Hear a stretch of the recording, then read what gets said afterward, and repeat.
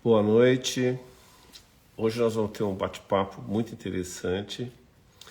Nós vamos falar de uma das principais coisas hoje, que é o meio ambiente, nosso estilo de vida. Deixa eu só marcar aqui a doutora Isadora. Vamos ver se ela entra aqui, só um segundinho. Vamos ver se a doutora Isadora entra. Vamos ver se ela entra aqui, só um segundinho. Vou tirar o fim aqui. Se a doutora Isadora entra. Só um segundinho aqui. Aguardando a Isadora.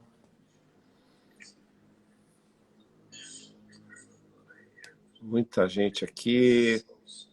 Que bom. Vocês vão ter uma perspectiva muito boa do que está acontecendo hoje com muita gente aqui. Que bom. Vocês vão ter uma perspectiva. Vamos ver se ela transmitir ao vivo. Muita gente aqui.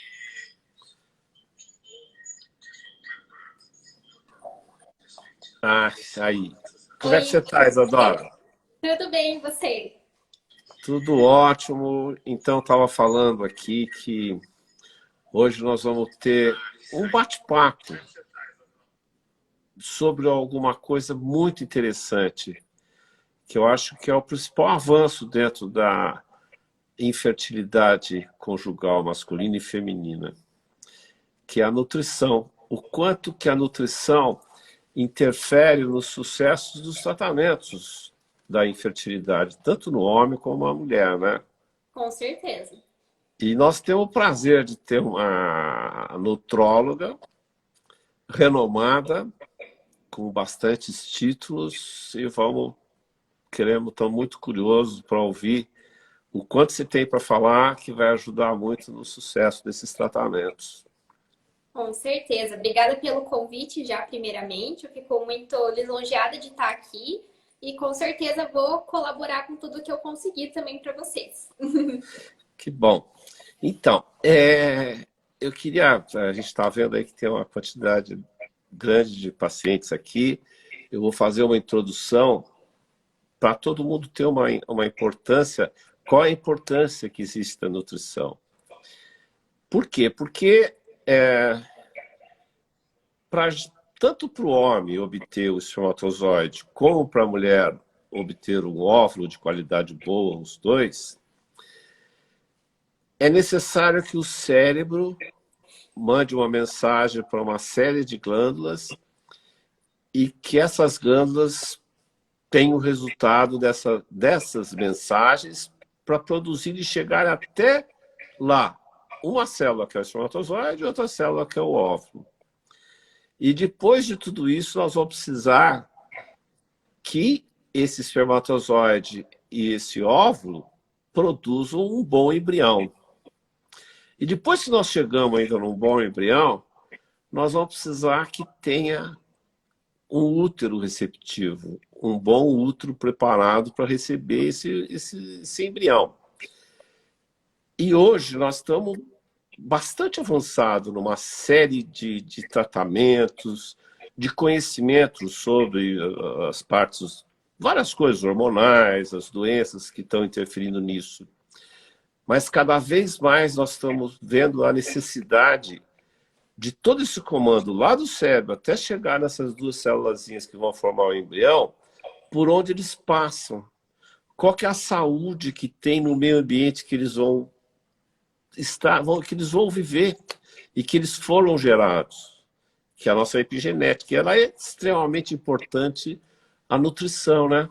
Você vê que a nutrição é capaz de consertar fatores inflamatórios, diminuírem fatores inflamatórios de uma série de doenças.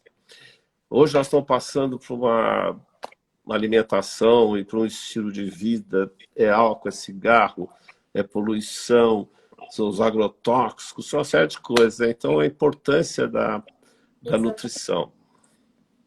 E eu ia já te perguntando assim, o que você acha que a gente podia começar a bater um papo que a nutrição pode ajudar a saúde fértil da mulher e a saúde fértil do homem? Bom, isso até não digo que é fácil a resposta, mas é algo que às vezes as pessoas nem imaginam que é realmente uma alimentação saudável, né? E é algo que a gente já tinha até comentado antes de fazer a live, que não precisa fazer aquelas dietas restritivas, as dietas da lua, low carb, jejum e achar que tá 100%, né? É realmente uma alimentação equilibrada, a gente faz o cálculo de quantidade de carboidrato, proteína, gordura, mas também a qualidade dos alimentos, né? Porque nós podemos comer 500 calorias comendo fruta, verdura, legumes, carne, tubérculos, ou a gente pode comer 500 calorias num fast food, num ultraprocessado, né? Então é realmente a qualidade nutricional dessa alimentação que interfere bastante, né? Então eu trabalho bastante com os pacientes. A questão do prato saudável, algo que a gente consegue montar a olho também, e já é uma orientação muito boa, né? Que seria metade do prato sempre de salada, tanto salada crua, salada cozida. Ter um quarto do prato para proteína, tanto proteína animal, proteína vegetal, que são as leguminosas, feijão, grão de bico, lentilha. E a proteína animal, que pode vir da carne, pode vir do ovo, e sempre cuidando com aquelas carnes gordas, né? Realmente as carnes mais magras sem gordura aparente. E o outro um quarto do carboidrato, né? Preferindo sempre aqueles com índice glicêmico um pouquinho menor. Então a gente pode associar um arroz integral, uma batata doce, né? Até a forma de preparo, isso também influencia. Então é algo que na verdade não é nem tão complexo, né? Mas claro que a gente tem nutrientes chaves também para a gente conseguir agir de maneira mais focada, dependendo do porquê que a pessoa tem a infertilidade também. Que bom, você falou uma coisa para mim que é interessantíssima. Porque a dieta, não são essas dietas loucas que tem, né? Tem umas Não. que inventam dieta abacaxi, dieta não sei o quê, dieta só de carne, dieta só disso. Não, é uma dieta boa, de uma nutrição real e que não afete tanto o organismo. Por exemplo, ali que você falou dos carboidratos. As dietas low carb não pode ser exagerada também, né? Tem que Não, saber o quanto você precisa, de que tipo de carboidrato, aonde você vai escolher determinados carboidratos. exatamente. E você, por exemplo, assim, eu queria deixar, nós vamos tentar responder aqui uma quantidade de pacientes que estão perguntando, que está todo mundo falando, dando presença aqui, parece uma sala de aula, mas é muito interessante, porque a gente vai conseguir falar até das doenças inflamatórias, quais são os alimentos anti-inflamatórios, né? Quais são aqueles alimentos que são necessários, como se fosse para digerir as coisas tóxicas, né? É Não verdade. deixar nós digerirmos, eles vão cuidar dessas substâncias tóxicas. Isso mesmo. Então é muito bom. Então, eu acho assim que a gente não podia deixar de falar que essa vida saudável, né, que hoje a nutrição está associada ao exercício físico, né, evitar o sedentarismo, Sem e dúvida. junto com a nutrição e o não sedentarismo, isso aí tem que começar desde que o menininho e a menininha, desde o recém-nascido. Né? Por quê? Porque a mulher, por exemplo, ela nasce com todos os folículos dela, né? Quando a gente falar em folículo, nós estamos falando de óvulo, que o óvulo está dentro do folículo. Então, como ela nasce com toda essa quantidade, essa reserva de folículos, ela na infância está carregando esses folículos. E por incrível que pareça, ela nasce com 2 milhões de folículos. E quando ela menstrua pela primeira vez, ela só tem 400 mil. Você vê quantos folículos ela gastou até a primeira menstruação, a menarca. Então é importantíssimo ela ter uma vida saudável desde a infância. Assim como o menininho, né? Tem que ser palpado o testículo dele, tem que ver se não tem alguma veiazinha a mais ali, uma varicocele, tem que ver se esse testículo está alto ou não está alto. E a gente vê se a gente puder, tudo que a gente puder fazer para a saúde, tanto do homem como da mulher. Por exemplo, você podia me falar um pouquinho como é que seria saudável uma alimentação nessa infância? Bom, é isso que você falou, né? Já interfere desde o começo, até porque na infância, se a gente começa a acostumar a criança, né, a comer produtos industrializados, a gente nem chama até de alimentos, são produtos mesmo, porque nem tem realmente um Isso, alimento dentro desse produto industrializado e ultraprocessado, né? Então, a gente já começa a fazer toda essa rotina alimentar e toda esse padrão alimentar desde pequeno, né? Então a gente precisa sempre cuidar com isso, até porque também a gente vai mudando a composição corporal, né? E é isso que a gente vai falar também mais pra frente, que essa gordura também em excesso no corpo também causa inflamação, né? Mas a alimentação saudável nada mais é do que começar ali nos 6 meses com uma orientação mesmo nutricional. Então, começando com frutas, começando com vegetais, depois proteína, carnes, né? Só que tudo no seu tempo certo também. E a gente sempre limita algumas coisas até 1 ano de idade, o leite de vaca, até a clara do ovo também, mel principalmente. E depois desse 1 ano tem que continuar com uma alimentação saudável e tentar não oferecer aqueles produtos ricos em açúcar até uns 5 anos, pelo menos, né? É a pois nossa é. orientação. Mas a gente sabe que o pai e a mãe olham e falam assim, ai não, mas tá no meu comer, As né? mamães sofrem muito, né? Então elas não aí dão. Mas na verdade, se você tiver com uma banana, se tiver com fandangos da vida, ela vai olhar de qualquer forma, né? Então não é nem o fato Deixou dela de ser querer. aquele bebê Johnson, né? Gordinho, bonitinho, né? É verdade. A gente tem que cuidar até com a gordurinha do bebê também. Exatamente. Então, essa alimentação saudável, ela não foge muito do que é na vida adulta, né? Mas a gente precisa acostumar essa criança a ter essa alimentação para que depois ela consiga manter isso, né? Porque não adianta ela chegar ali nos 5 aninhos tomando refrigerante, comendo um monte de guloseimas e não gosta de fruta, não gosta de vegetal. É algo que elas têm um pouquinho de dificuldade em certa hora, né? No momento, assim, quando as crianças vão crescendo, mas é algo que a gente sempre tem que incentivar. A gente tem que oferecer o alimento pelo menos 15 vezes para a criança. Então, às vezes, a mãe não faz, ela acha que não gostou, então não vou mais colocar. E, na verdade, 15 vezes é muito, né? Mas a gente tem que ir sempre oferecendo e trocando a forma de preparo, trocando a forma de oferecer. Mas a gente precisa mesmo que esse consumo desde pequeno seja feito, né? É sempre estar disponível, né? Tentar É, não deixar disponível o mau alimento, né? Sempre isso. disponível, se possível, uma boa nutrição. E quando a gente começou a falar da boa nutrição, e a gente não pode deixar de falar das principais causas da infertilidade. Por exemplo, nós temos uma das doenças da infertilidade, que é uma doença da moda, é uma doença que, por exemplo, assim, há um bom tempo atrás ela não era tão frequente. E hoje é de uma frequência enorme, que é a endometriose. E a endometriose é uma doença inflamatória e infiltrativa. E a gente sabe muito bem que hoje nós temos o organismo da mulher reage contra essa doença inflamatória de um modo muito precário. Ele precisa da epigenética, mudar essa epigenética aí. Ele precisa dessa alimentação, porque nós estamos sabendo que tem alimentos anti-inflamatórios, né? Tem os alimentos que vão agir contra as doenças inflamatórias, que as citocinas, os produtos, os micro-organismos que estão Internet. aumentados, as cardiolipinas, esses fatores inflamatórios.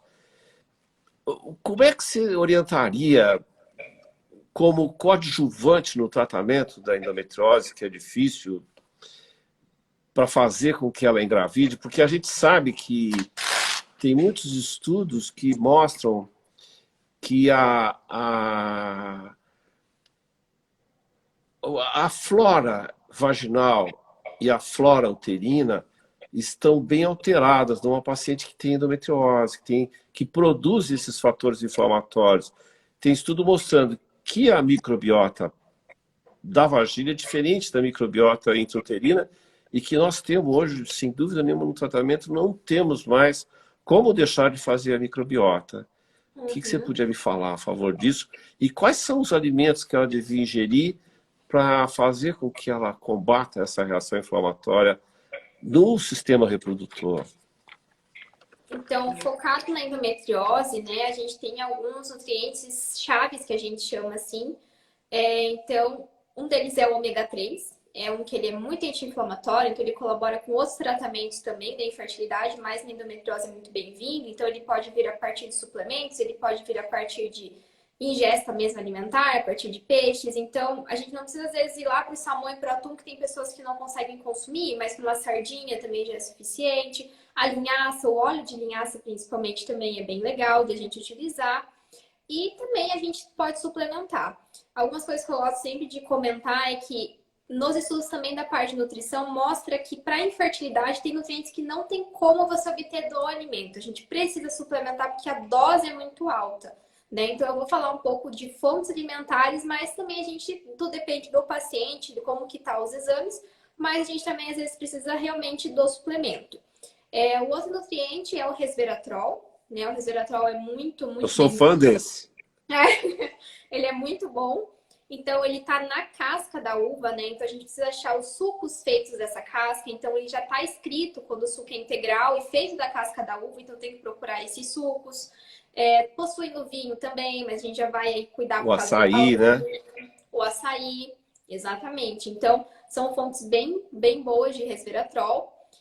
Ali eu coloquei também o consumo diário de frutas e verduras, que isso realmente ajuda a combater a inflamação, e são também já anti-inflamatórios. E também a N-acetilcisteína, né, que é o NAC. Então a gente acha ela principalmente em brócolis, em queijos, mas a gente sempre tem que cuidar também, porque não dá para achar que vai comer mussarela e vai estar cheio de NAC lá dentro, né? Não é bem assim. Eu Mas sou muito amigo de um desses que é o alho, a cebola. é verdade. Então, só para dar um adendo aqui, para as nossas pacientinhas não ficarem muito preocupadas com tudo que a gente vai falar, que você principalmente vai falar, que nós vamos deixar no site escrito para elas entenderem, porque senão elas vão ficar que nem loucas, né? Falou isso, falou aquilo. Fiquem tranquilas, vai aparecer no site já amanhã tudo aquilo que você está falando, nós vamos tentar resumir para que elas saibam aonde achar essa fonte de milagrosa, né? Precisa, que vai ajudar esses tratamentos. É verdade. Porque são vários nutrientes, então acaba até se perdendo na hora que eu vou falando, né? Mas basicamente esses são alguns principais pra gente, não digo combater a endometriose, mas melhorar esse perfil da endometriose. Pois aqui tá vindo a Jéssica e a Joyce, já estão perguntando aqui. Ela está perguntando a respeito dos ovários policísticos. Porque quando eu comentei do cérebro mandar um comando para as glândulas produzirem os produtos delas, até chegar lá naquela célulazinha que é o óvulo, de ter uma saúde para que esse folículo seja bem feitinho, né? E quando acontecem as alterações hormonais, que dentro das alterações hormonais, a mais importante, sem dúvida, são os ovários policísticos. Porque os ovários policísticos, eles vão trazer 3 coisas principais. A primeira é a resistência insulínica. Quer dizer, a mulher não é diabética, está funcionando como se fosse. Depois ela vai produzir uma grande quantidade de hormônios masculinos, que vai provocar uma oleosidade da pele, acne, pelos. Depois ela tem uma alterações de todas as gonadotrofinas que a gente chama os hormônios, as enzimas que convertem esses hormônios, e a paciente chega a ter uma síndrome metabólica. Então, por isso que a gente está aqui falando assim, tem que fazer exercício, não pode engordar. Tem que dizer, o que você recomendaria para uma paciente que está nesse distúrbio? Por exemplo, a paciente não menstrua. É comum chegar uma paciente para mim e dizer, eu menstruei 2 vezes na minha vida, ou minha menstruação está muito irregular. O que você falaria sobre o ovário policístico? Então, como eu falei do ômega 3, ele é muito utilizado também para SOP, né? O magnésio, que a gente encontra facilmente em vegetais verdes escuros, então espinafre, rúcula, agrião, escarola. Então, é bem fácil de encontrar. Esse daí, por exemplo, quando a gente não precisaria suplementar a mais, né? Realmente vindo de fonte alimentar, é bem 100%. Temos os pré e probióticos, que você comentou da flora, né? Então, isso é algo que a gente precisa associar, né? Os prebióticos são as fibras, né? E os probióticos são as bactérias. Então, digamos que as fibras são a energia, a comidinha das bactérias boas, né? Então, é algo que a gente realmente precisa mesmo, é modular esse intestino para ele ficar 100%. Então, dá para utilizar a glutamina também para modulação de intestino, dependendo como essa paciente vem, também é muito bom. Temos a vitamina E, que ela é encontrada nos óleos vegetais, nas oleaginosas, mas aquilo que eu falo dos óleos vegetais, cuidar com o consumo também, porque não é para ficar fazendo fritura e achar que a vitamina E tá 100%, né? Então, tem que partir também para uma gordura insaturada, que são as oleaginosas, que também são fontes muito boas de selênio, que também colabora com a SOP. Né? Então, as oleaginosas é castanha do Pará, é castanha do caju, são amêndoas, nozes. São as minhas favoritas para deixar no carro. Ah, isso é Entre o almoço, o perfeito. jantar, deixar na clínica. Na hora da fominha, comer isso aí.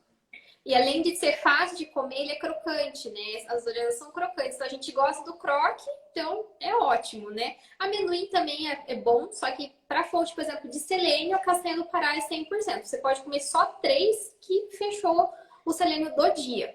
Então, igual você falou, é muito prático também de consumir, né? Nós temos também a coenzima Q10, que é muito, muito utilizado hoje em dia, até para pessoas esportistas, né? Mas a coenzima Q10 para a SOP também tem uma resposta muito boa.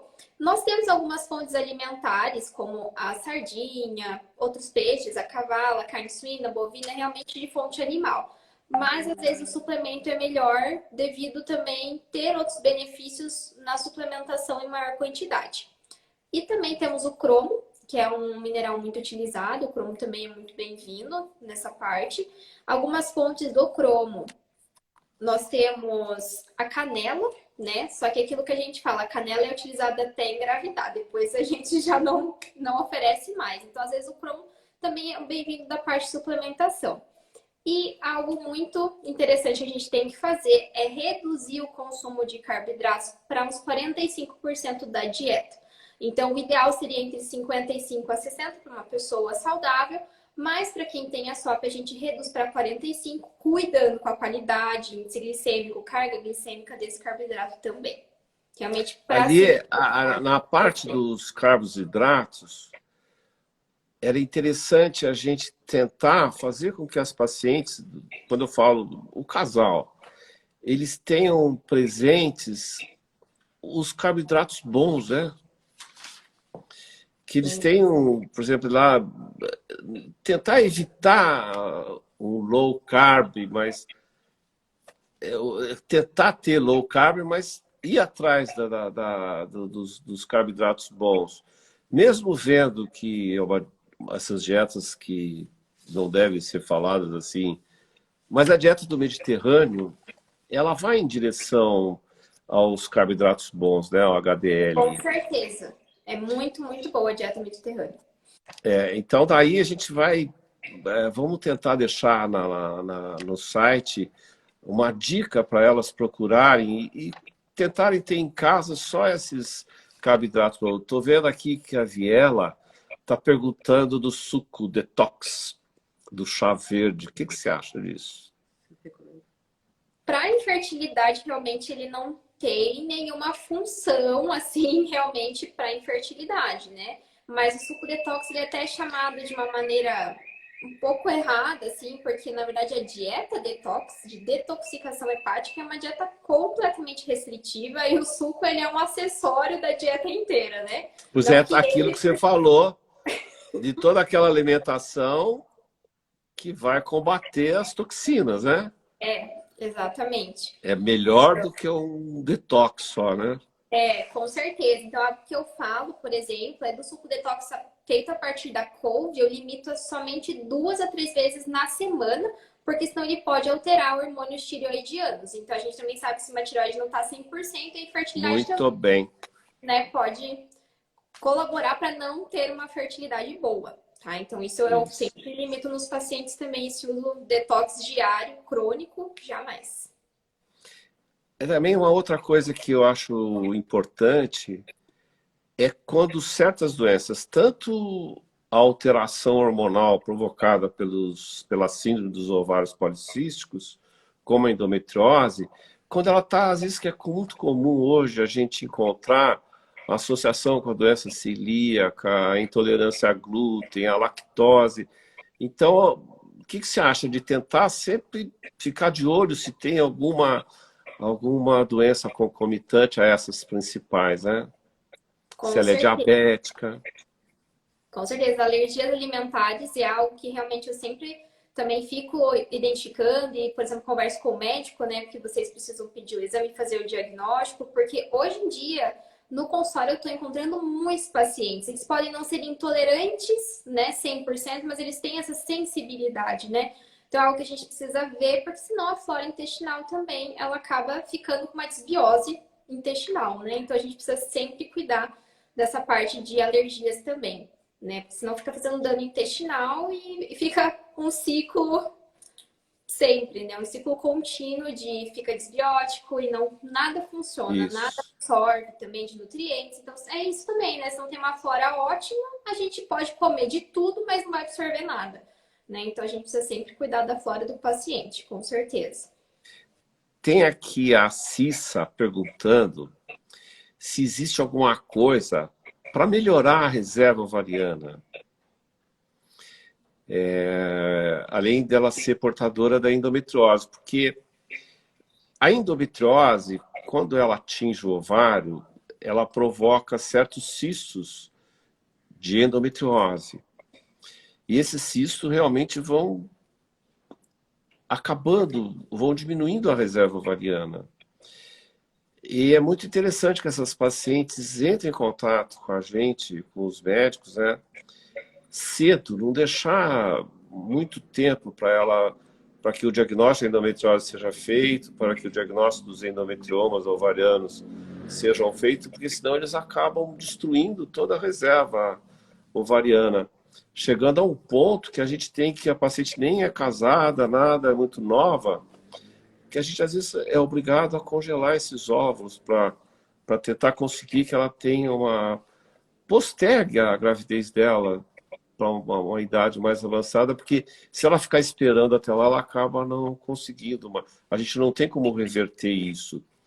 Como ela perguntou assim, em termos da medicina, a gente não tem muita coisa para fazer para reverter a reserva ovariana, para fazer aumentar a reserva ovariana dela.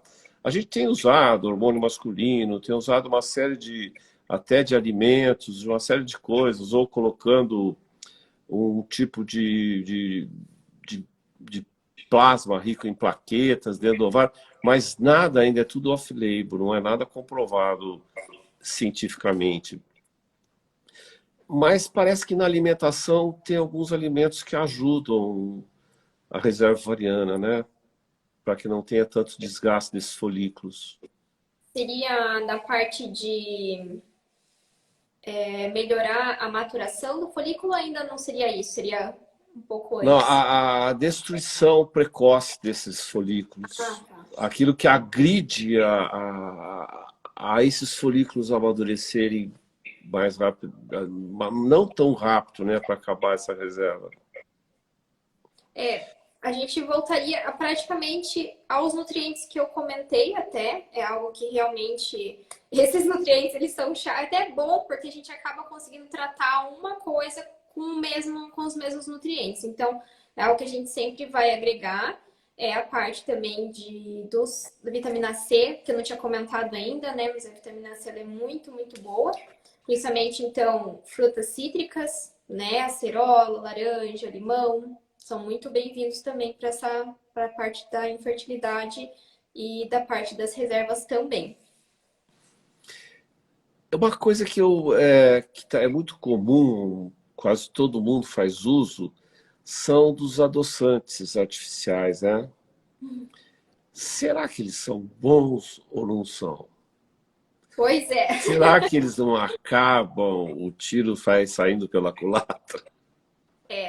Hoje em dia, acho que esse ano saiu até um estudo que eu estava vendo semana passada, se não me engano, da parte dos adoçantes, que eles realmente fazem alteração de microbiota, né, intestinal, então causa desbiose. Eles estão aumentando a glicemia do paciente, então a gente já dá para um paciente que não é para aumentar e está aumentando, né? Então, às vezes, tem causa até de resistência também à insulina, então é algo que a gente está realmente bem assustado agora. Algumas coisas a gente já tinha, já sabia um pouco, mas eles sempre falavam, ah, nunca sabemos isso a longo prazo, e, né? Estavam com falta de estudo, mas agora já estão conseguindo ter algumas dessas informações também.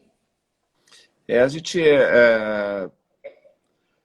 gente tem tentado falar para ir de melhor usar o açúcar do que o adoçante, só que cada vez em menor quantidade. Exatamente. Cada vez em menor quantidade, porque a gente vai acabar trocando o paladar falso, que é o açúcar dá um paladar falso para a gente, né? A gente acaba gostando mais do açúcar do que realmente do alimento, e a gente vai começar tendo paladar real de cada tipo de alimento, né? Exatamente. E a gente acaba acostumando com aquele saborzinho doce, né? Então a gente tem que, eu falo com você, né, tirando esse consumo, né, crônico assim de adoçantes e açúcares para ele desacostumar com aquele sabor doce, ele, quem você falou, ele vai acostumando com os sabores dos alimentos e depois ele tem até essa repulsa, né? Para também não consumir tanto doce. Então, isso é algo que os meus pacientes eles sempre voltam. Eu falo, nossa, diminuir um pouquinho o açúcar. Eu falo, nossa, ótimo. Então, cada vez vai tirando mais, né? Então, uma outra coisa que eu vou ter que falar aqui, mas eu acho que vai todo mundo brigar comigo, principalmente aqui no Sul. A ingesta da carne vermelha, ela é mesmo pró-inflamatória? E maior que 2 porções ao dia, sim. Principalmente até para os pacientes com infertilidade, eu também limito no máximo 2 porções ao dia, né? Porque a gente sabe que, como eu disse lá, não é só chegar no espermatozoide saudável, no óvulo saudável, depois no embriãozinho saudável, mas nós vamos precisar do útero, nós vamos precisar da receptividade desse útero. E tem os alimentos e tem outras coisas também que influenciam na implantação desse embriãozinho no endométrio, ali no útero. Uma das coisas que prejudicam é a ingesta abusiva de carne vermelha. Exatamente. Uma outra coisa que também vão brigar comigo é a ingesta abusiva de cafeína, de café. O que você acha que poderia ser feito para esses pacientes que... Eu sou um deles, eu sou carnívoro, mas eu sei que tem que diminuir essa ingesta de carne vermelha e os cafés, né? O café é algo que realmente ele tem até aquele risco de aborto espontâneo, né? Que a gente tinha até conversado a respeito. E então a gente também precisa limitar no máximo de café coado 150 ml e expresso 50 ao dia, né? Então é algo que a gente precisa trabalhar, é a cafeína, né? E a carne vermelha, realmente a gente colocar uma porção, daí à noite já troca por outro tipo de proteína, um frango, um peixe, um ovo. E depois, né, no outro dia também sempre vai variando, né? Porque tem pessoas que consomem 2 porções ou mais todos os dias, né, não varia a proteína animal, né? Então precisamos mesmo realmente controlar tanto cafeína quanto a carne vermelha. Então agora, cada vez mais, nós vamos brigando com as pacientes aí. Agora, nós vamos falar de outra coisa que elas adoram, que é o refrigerante. Como é que nós vamos fazer com esse tal do refrigerante? Esse é um que também nós temos que cuidar, né? Porque não é só o açúcar, mas também todos esses aí vou para o refrigerante zero, que são cheios de adoçantes, edulcorantes, né? Que também agora já se mostram cancerígenos, já se mostram ruins. Então é algo que a gente também precisa restringir e partir para coisas mais saudáveis, uma água com gás, com limão, tem gente que gosta de colocar gengibre, hortelã, colocar diversas... Eu ouvi falar que a água com gás, o gengibre, e associar com limão. Para quem está acostumado muito com o refrigerante, eles acabam se acostumando muito com esses 3 ingredientes. Você tem visto isso? O gengibre é algo que eu uso bastante já em consultório, até para quem reclama muito de enjoo e náusea, e também para acelerar o metabolismo. Então, realmente eles gostam bastante. Hortelã, algo que também eu sinto que os pacientes gostam, acho que desde da parte digestiva que ele tem também, né? Mas saborizar é algo que eles gostam bastante. Colocar morango, colocar laranja, limão É. e variando bastante. Aqui tem a Priscila está perguntando aqui quais são os carboidratos de qualidade. Nós acabamos de comentar isso. Então, Priscila, fica tranquila aí que você vai encontrar no nosso site aí as dicas dos carboidratos bons, né?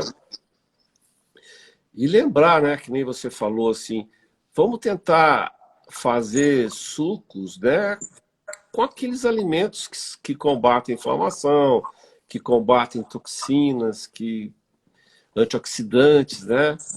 Que a gente vai ter, por exemplo, assim, o uso comum também é manteiga, o leite, a carne, o queijo, o frango, a margarina. Tem que ser ponderado tudo, né? Temos. Temos porque também em excesso, e dependendo se o paciente tem alguma sensibilidade, também pode ser pró-inflamatório, né? Então a São gente precisa também... pró-inflamatórios quando em excesso. E quando a Exatamente. gente fala de fritura, então, como é que nós vamos fazer com a fritura? Eu tenho visto que às vezes a turma tem usado óleo de coco, partir para, não sei como é que vocês têm orientado aí? Fritura praticamente zero, como é que é? Eu peço para o meu paciente tentar evitar ao máximo quando ele for fazer fritura. Tem pacientes que gostam de utilizar air fryer para não colocar, mas também já achei estudos que falam que ela já está liberando alguns compostos tóxicos também para o alimento. Então a gente está ficando sem saída mesmo. Acho que a fritura é algo que a gente vai ter que tentar evitar de qualquer forma, né? Mas colocar um azeite de oliva para refogar, não precisa fazer uma comida Azeite de oliva, insolita, né? né? Mas a gente colocar coisas que são gostosas, mas também sempre, nunca em excesso. Isso é algo que a gente sempre precisa controlar, é que nada seja em excesso, né? Então, a fritura, eu sempre falo para o meu paciente, se for comer fritura, é refeição livre. Então, as outras refeições tem que comer certinho. Não dá para ficar comendo o dia inteiro besteira no sábado e no domingo e achar que tá tudo bem porque segunda-feira volta a dieta, né? Não dá para ser dessa forma. Então, fritura realmente eu restringo bastante com os pacientes, ainda mais aqueles que já vêm com alterações de colesterol, né? Então, é algo que a gente precisa cuidar um pouquinho. O óleo de coco, ele é bem-vindo, ele, né, tem triglicerídeos de cadeia média, mas precisamos cuidar com os pacientes também que tenham alterações de colesterol, porque ele é uma gordura saturada, né? Então, ele é exceção das gorduras vegetais. Ele é uma gordura saturada que acaba que se o paciente tem alteração de colesterol, a gente também tem que reduzir esse consumo. Pois é, tem uma paciente, a Fábio, ela me perguntou se tem alguma influência no laser, mas eu acho que não é bem aqui. O laser da implantação do embrião que ela pergunta, o laser é usado para um processo da evolução do embrião, para que ele saia de uma cápsula, mas não é bem aqui aí que ele vai se interferir na implantação. Ele é usado mais para outros tipos, um negócio chamado hatching. Então, para que ela não se preocupe com isso. Só para ela perguntou aqui, para a gente ficar. O que eu queria te perguntar, assim, na implantação do embrião, nós temos um grande problema nosso, que é o endométrio fino. Uhum. A espessura, né? Porque quando ele é fino, é um grande problema para a gente. A gente luta muito. Eu acho que uma das saídas está dentro da nutrição. O que você acha disso?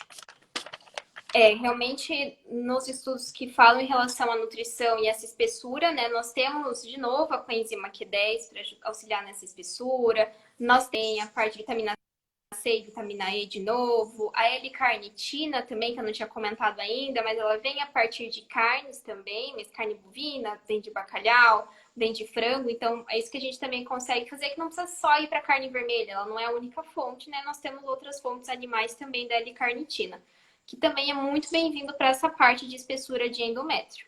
Então, são esses dois nutrientes que a gente utiliza bastante. Você viu alguma coisa sobre melatonina? Melatonina também. Uhum.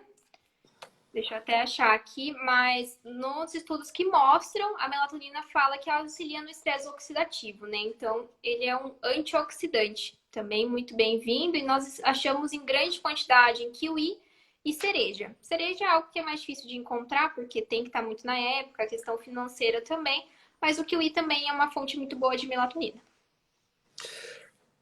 Acho que também temos que prestar bastante atenção em todos aqueles fatores alérgenos, não? Assim, se a paciente tem alguma intolerância a glúten, tentar diminuir glúten, se tem problema de lactose, tentar diminuir, porque isso aí, bem na hora que a gente vai transferir o embrião, é muito importante para a implantação dele, né? Exatamente. Fazer uma dietazinha rica em tudo aquilo que não tem poder alérgico para a paciente, né? Com certeza. Então, é sempre bom a gente identificar, né, quais são os alergênicos, porque até eu falo das oleaginosas, mas tem pacientes que também não têm alergia a algumas oleaginosas, né? Então, a gente precisa sempre realmente identificar para restringir da dieta e dar outras opções, né? Então, por isso que às vezes é bom ir na nutricionista realmente para a gente dar opções e mostrar que a vida sem glúten não é o bicho, assim, a gente consegue achar muitas coisas sem também, né? Então, e sem lactose, sem dúvidas conseguimos achar muitas fontes interessantes para fazer as trocas alimentares. Eu acho que cada vez mais a nutrição ela tem ajudado de modo, acho que é uma parte da medicina que a nutrição mais tem ajudado é na medicina reprodutiva. Porque a gente, por exemplo, sim, a endometriose é uma doença que não tem cura. Mas tudo que você pode fazer para ajudar, para evitar o processo inflamatório que ela causa, eu acho muito importante. E a nutrição tem ajudado muito. Então nós vamos precisar muito de você.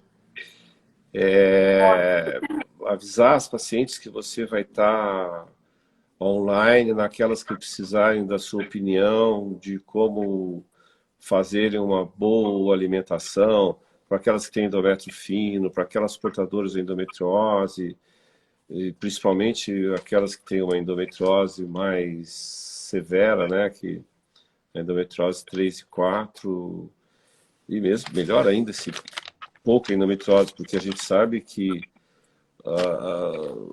as citocinas, as leucinas, e tem uma outra leucina ou leuquina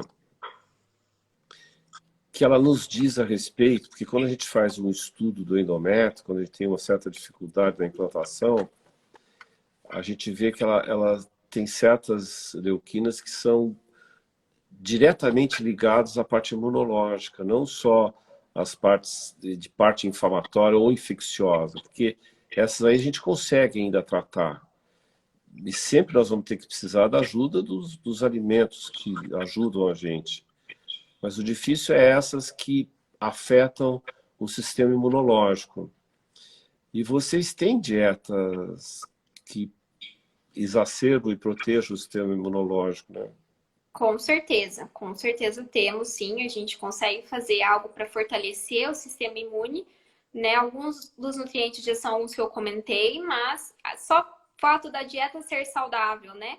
Já auxilia em grande parte também. Mas conseguimos também modular o sistema imune, né? Sempre deixar a gente mais forte, ainda mais nessa época de pandemia, né? Precisamos sempre estar no auge da nossa imunidade. Deixa eu ver aqui o que mais aqui. Acho que teve várias perguntas, a gente Muitas perguntas. já respondeu, né?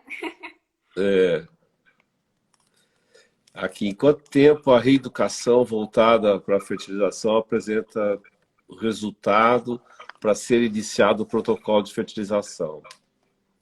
Então, essa pergunta é assim, quanto antes começar uma reeducação alimentar, melhor. Mas, por exemplo, uma paciente, conforme a idade que ela tem, a gente tem que colocar numa balança. Será que é melhor ficar esperando um ano, tentando fazer uma reeducação? Às vezes o prejuízo da fertilidade é muito grande pelo tempo, porque a idade da mulher é exatamente a idade do óvulo. E o mais importante dentro da medicina reprodutiva é a idade do óvulo.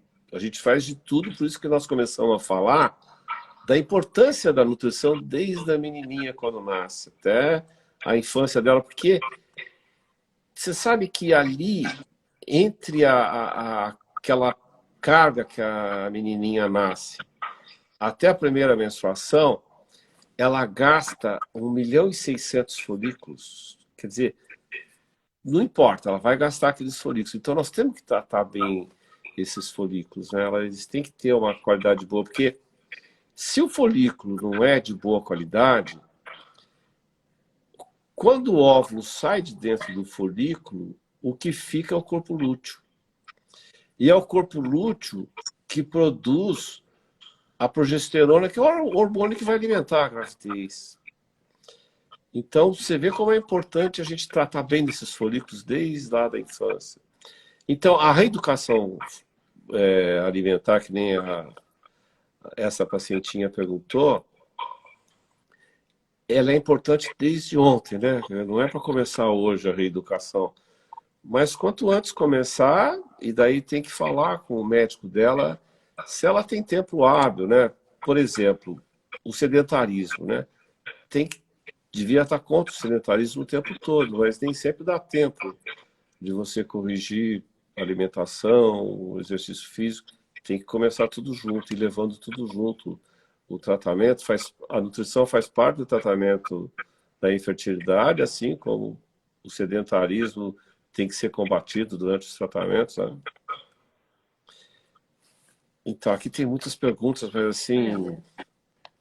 É algo até dos agrotóxicos que estão comentando, que até a gente já tinha falado, né, sobre isso antes da live também, que é algo que realmente a gente tem que fortalecer o consumo dos orgânicos, mas nós sabemos também que às vezes é complicado, né? É complicado de adquirir, mas é algo que eu falo para os meus pacientes sempre. Comprar os alimentos da época, né? Então a quantidade de agrotóxico vai E ser ficam mais menor, em conta, né? ficam mais em conta. Então, às vezes eles são tratados de forma adequada também. Então, claro, se for conseguir comprar produto orgânico, perfeito, né? Mas se não, compra os produtos do mercado mesmo, mas os produtos da época, né? Então, cada mês nós temos os produtos, os alimentos da época, que dá até para eu fazer, para vocês até colocar aí no blog também, que eu acho que é interessante, né? Para Não. as pessoas sempre olharem e falar assim, não, então na época é isso, isso, isso, então vou partir para essas fontes alimentares agora, mês que vem troca e assim por diante. Mas, então, realmente a solução de, caso não queira orgânico, seja comprar os produtos da época mesmo. Eu acho que é importante também que nós não temos opção, assim.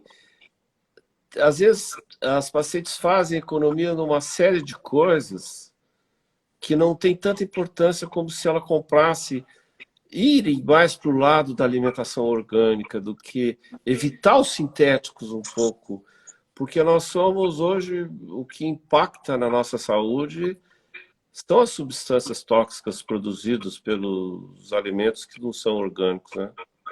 Exatamente. Exatamente. A gente tem que cuidar bastante com isso, porque hoje em dia tem produtores que utilizam sem lebula, sem prescrição de uma pessoa habilitada. Então, esse que é o maior problema, né? Que o certo seria o agrotóxico, ele coloca ali o agrotóxico para abóbora, né? Para batata, para qualquer outro tipo, que também é algo que as pessoas fazem, é utilizar os agrotóxicos que não são próprios para aquele alimento, né? Então, acaba fazendo esses resíduos, né? Então a gente precisa realmente partir para comida de verdade, comida da época, né? Que é algo que não tem como dar errado.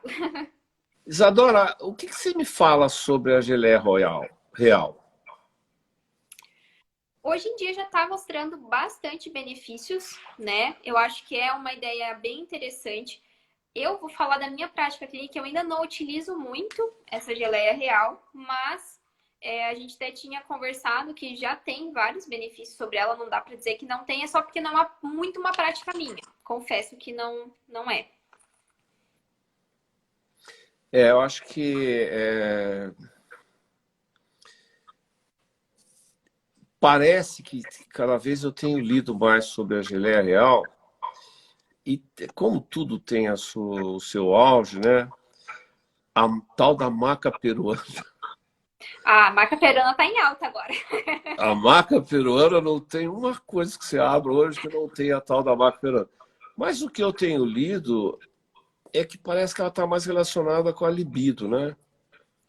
Uhum. E também com a parte de disposição, assim, tem mais É, né? para isso também. É. Uhum. Então, acho que essas coisas muito novas, eu sei que está saindo muitos trabalhos que a gente, de repente, pode ir respondendo com o tempo para os pacientes através dos blogs do nosso site, né? Com certeza, porque é algo que sempre fala no final, né? Precisa de mais estudos, às vezes focado em uma população em específico, né?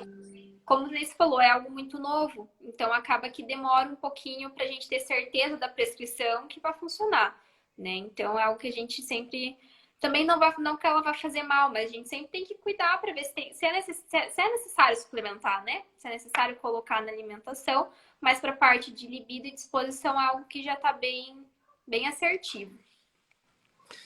Então, Isadora, eu queria aproveitar, nós estamos chegando quase no fim aqui do nosso tempo. Eu queria te agradecer muito a tua disposição em ajudar essas pacientes que foi a primeira live que eu falo a respeito de nutrição e porque não tinha como não falar mais, porque é muito grande a importância dela e ela cada vez mais está impactante nos tratamentos, né? Com E que certeza. bom que você vai estar atendendo as pacientes. Eu vou ver se eu tento colocar no protocolo das minhas pacientes portadoras dessas doenças, tanto as disovulia, os problemas ovulatórios, aquilo que afeta a reação inflamatória aumentada do útero, do endométrio, que afeta a implantação dos embriões. E como é que a gente pode manusear através da alimentação aquelas pacientes com os distúrbios hormonais muito fortes, com os ovários policísticos que trazem o bloqueio muito forte do cérebro até o ovário, né? E sabendo que você vai estar, se colocou à disposição para poder ajudar essas pacientes, nós vamos estar colocando no nosso site o teu contato para que você possa atendê-las aí online e mostrar que, apesar de jovem, você tem, além de ser renomada, tem uma experiência muito grande na parte do tratamento da fertilidade. Imagina, muito obrigada aí pelo Não. convite, pela confiança também no meu conhecimento, na minha capacidade como profissional. Fico muito grata e a todos que assistiram também. Olha, com certeza nós vamos conseguir um sucesso, porque tem muitas perguntas, assim, por exemplo, assim, me pergunto sobre o inhame, eu não sei responder. Mas nós vamos tentar, aos poucos, tentar falar sobre várias coisas que eu vejo que o interesse está bem grande aí. Algumas coisas que as perguntas são muito complexas, né? A gente não consegue responder em pouco tempo. A gente vai continuar, de repente, falando sobre determinados assuntos, mesmo num tempo menor. De repente, a gente vai fazer alguma coisa de 20, de 30 minutos, mas nós vamos ficar, às vezes, mais focados, assim, e as pacientes que vão apresentando as dúvidas, nós vamos tentar tirar essas dúvidas em partes. Isso é uma boa ideia. A gente seleciona algum tema, né, que você veja que tem um maior questionamento e a gente coloca ali para debater, podemos fazer vídeos também para ficar gravado, porque é É. algo que, igual você falou, eu vou falando, né, e é tanta coisa que às vezes até se perde no meio de tanta informação. Mas que bom que também a gente vai colocar no blog, acho que isso sempre ajuda bastante também. Eu tenho eu tenho estudado muito endométrio para aquelas pacientes que têm falha de implantação embrionária, aquelas que têm aborto de repetição, e tem uma estudiosa de endométrio, eu acho que é uma das melhores, não só do Brasil como do mundo, e ela própria me falou sobre a importância dos alimentos que são anti-inflamatórios. Porque naturalmente essas pacientes produzem essas leucinas que são muito inflamatórias e que às vezes só com o tratamento com a microbiota a gente faz outro estudo do endométrio depois de 2, 3 meses, ela se curou sem precisar de anti-inflamatórios sintéticos ou de antibióticos mesmo. Com a alimentação, ela tem tido grande resultado. A literatura está cada vez mais vasta mostrando isso. Sem dúvidas. E até eu tô fazendo agora a minha pós, né, em fitoterapia funcional e ortomolecular. Então, sempre eu estou estudando bastante, então eu vou sempre conseguir trazer informação nova e muito boa para todos os tipos de paciente aí que a gente for encontrando. Que bom. Eu sei do teu trabalho e a clínica e a paciente estão orgulhosos assim de ter o teu apoio em ajudar as pacientes e ajudá-las a ter sucesso nesses tratamentos de infertilidade que, infelizmente, 10% desses tratamentos a gente não sabe por que existem e nós não temos saída porque são idiopáticos. Entendi. Então, te agradeço muito. A gente vai voltar a se falar. Agradeço a todo mundo que não conseguimos tirar as dúvidas de todos, mas foi muito bom. Foi uma live muito rica. Com Muito certeza. obrigado a você.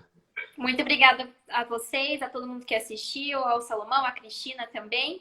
E precisando, estou aí à disposição, pessoal. Quem quiser Ah, pode que bom. dar uma mensagem, mandar no Instagram, eu vou deixar o contato também. Mas obrigada pelo convite. De novo, foi um prazer. Então tá, um abraço. Obrigado, viu? Obrigada. Tchau, tchau.